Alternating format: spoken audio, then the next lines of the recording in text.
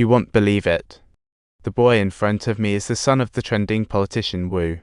He got a free ride to an elite university. The situation escalated quickly, threatening his political career. But come on, it's just a kid.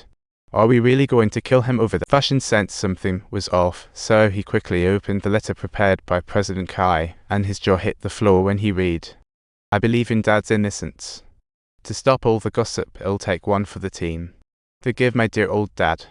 Fashion suddenly realized this was a subplay directed by Wu to make himself look like the saint here. This guy was as bad as the dad who mistreated Fashion back in the day. His heart ached for the kid. Just then, Fashion's phone rang. It was his daughter. Hearing her voice, how could he hurt a kid around his daughter's age? So he quickly called President Kai back. He pretended that there wasn't sufficient sleeping gas and the assassination attempt failed. Yet President Kai had anticipated this all along and simply went about her own affairs. At this very moment, she was all the way in Russia, dealing with the mafia's fishery business. Listen up, you little punk. Just get out of here. Surprisingly, she single-handedly took on the whole mafia. Fashion kept the call going, listening to the epic battle, totally unfazed about President Kai getting hurt. Instead, he took the opportunity to negotiate.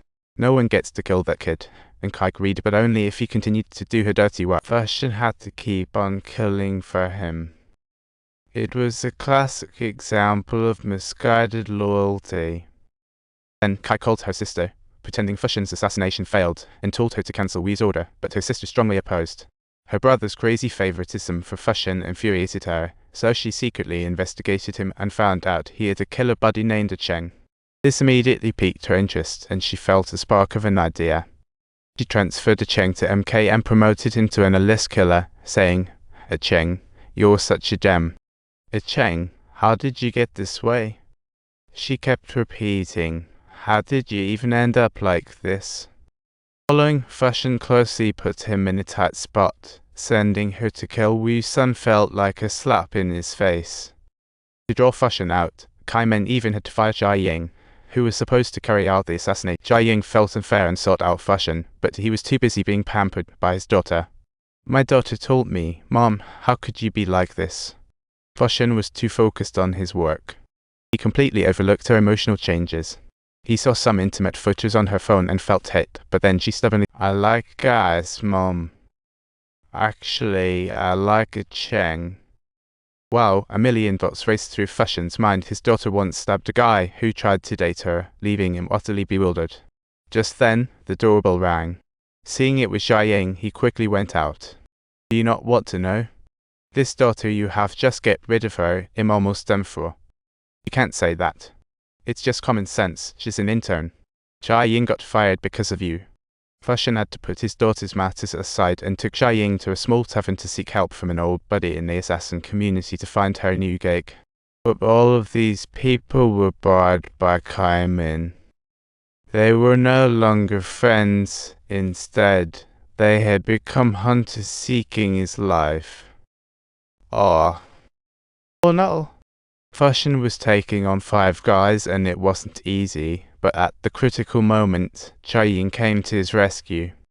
In the end, Fashion left Cheng alive, understanding his ambitions and circumstances, so he didn't blame him. It was a killer vs. killer showdown, only one would survive. Afterward, Fashion called in the cleanup crew to take away all the bodies. At this point, President Kai got the news and questioned Kai Min. "Why did you order to eliminate Fashion?" Kai Min replied, "I didn't want to kill him." But Kai questioned, "Then why order it?" She seemed totally nuts. She didn't care about President Kai's rage. Even though they were siblings, Kai Min had some weird feelings toward him. She just wanted to squash Fashion because she knew her brother had a soft spot for him. All President Kai could think about was Fashion. He rushed to the tavern and saw Fashion safe and sound. What a relief! Fashion knew he had just upset the entire assassin community by taking out rivals. He would surely be hunted, but he only asked President Kai for one favor. He asked her to spare Jia Ying. Kai agreed, but as soon as Fashion left, she summoned Jiaying instead. I can do it. I swear I can do it. I really can do it. Believe me. The moment she looked into Jiaying's eyes, President Kai went for the throat. He trusted the dead more than promises. Fashion had no idea Jiaying was gone. After cleaning up the blood, he hurried home, and his daughter was worried sick. She found a gun and a fake passport in Fashion's bag, and her first thought was, Dad, are you working for the CIA or something? She thought he was just keeping secrets. Kids always think their dads are superheroes, while Fashion was only seeing how far his daughter strayed from societal norms. He wanted to ease her worries and finally talked about work, calling it a little misunderstanding, but his daughter could still sense the heavy vibe. With unprecedented exhaustion, she quietly stayed by him and finally opened up. My girlfriend just stumped me.